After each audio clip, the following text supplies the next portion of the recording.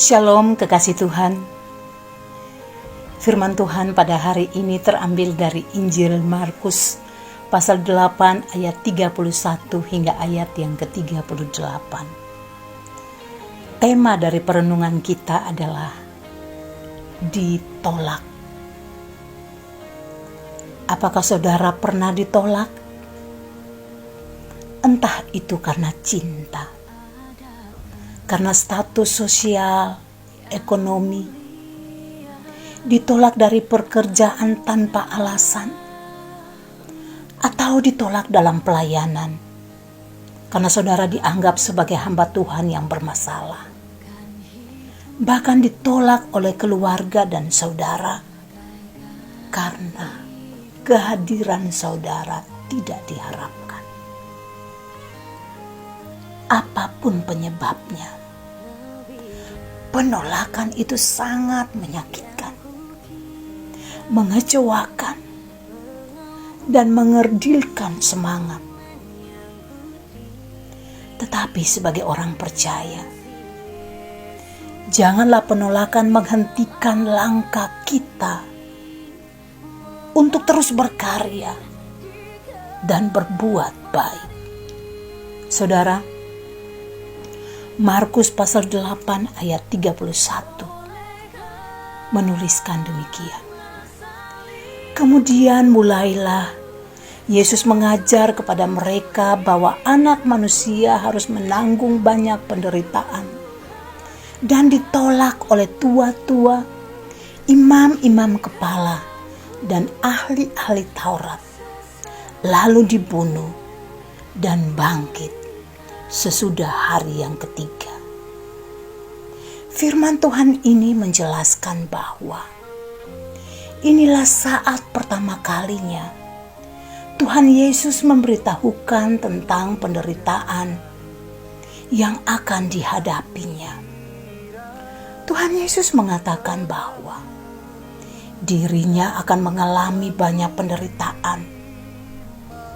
Ia ditolak oleh tua-tua, imam-imam kepala, dan ahli-ahli Taurat. Lalu ia dibunuh dan bangkit sesudah hari yang ketiga. Saudara, pada ayat ini kita dapat melihat bahwa penderitaan yang dialami oleh Tuhan Yesus bukanlah penderitaan yang biasa, melainkan suatu penderitaan yang sangat berat. Kenapa? Karena ia menghadapi penolakan, dan penolakan itu bukan didapat dari orang-orang yang tidak mengerti, melainkan dari orang-orang yang memiliki pengetahuan agama yang sangat tinggi. Dalam catatan Alkitab, Tuhan Yesus berkali-kali mengalami penolakan. Mulai dari kelahiran,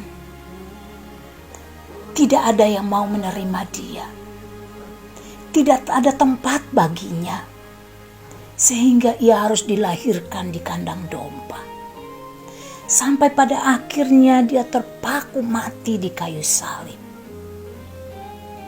Bahkan dalam Lukas 4 ayat 22 mengatakan bahwa ia ditolak di Nazaret, yaitu di kampung halamannya sendiri, tempat di mana ia dibesarkan. Karena ia hanya anak seorang tukang kayu. Sakit bukan? Walau demikian saudara, Tuhan Yesus tidak pernah berhenti untuk berbuat apa-apa. Justru karena penolakan itu, ia terus berkeliling dari satu tempat ke tempat yang lain, dari desa ke kota, untuk menjalankan misi Bapanya, yaitu mengajar, memberitakan Injil, sampai ia mati di Kalvari.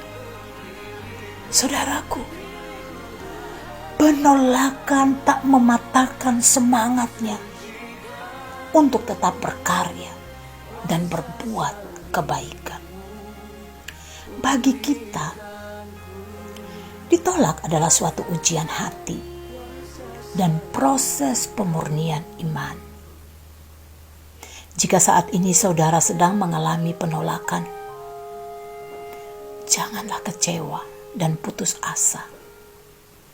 Ingatlah bahwa Tuhan Yesus telah meninggalkan teladan bagi kita dan memberi jaminan bahwa kita akan kuat menanggungnya dan akan keluar sebagai pemenang. Roma 8 ayat 28 berkata, kita tahu sekarang bahwa Allah turut bekerja dalam segala sesuatu untuk mendatangkan kebaikan bagi mereka yang mengasihi Dia, yaitu bagi mereka yang terpanggil sesuai dengan rencana Allah. Saudaraku, janganlah menghentikan langkahmu untuk berkarya dan berbuat kebaikan, walau orang di sekitarmu menolak engkau. Renungan Prapaskah seri 1. Tuhan Yesus memberkati.